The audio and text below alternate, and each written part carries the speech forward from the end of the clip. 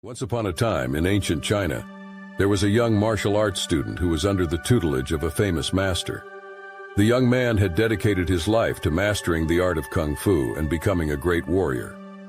One day, the master was watching a practice session in the courtyard. He noticed that the presence of the other students was interfering with the young man's attempts to perfect his technique.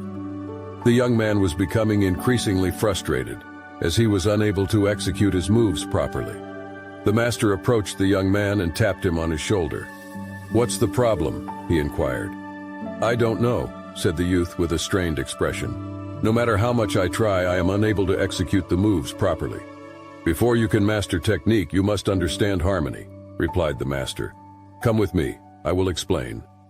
The teacher and student left the building and walked some distance into the woods until they came upon a stream. The master stood silently on the bank for several moments. Then he spoke. "Look at the stream," he said. "There are rocks in its way.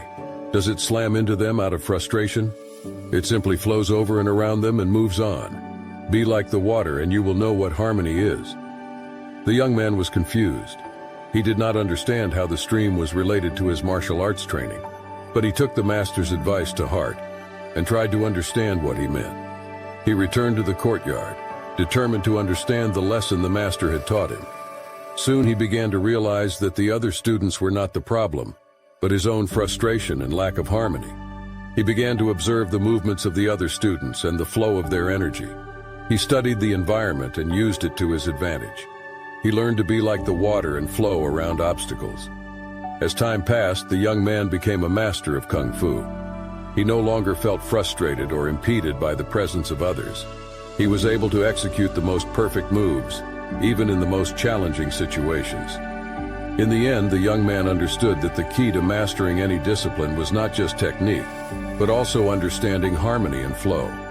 He realized that he had to be flexible like water and adapt to the environment around him. From that day on, he became a true master, respected by all who knew him.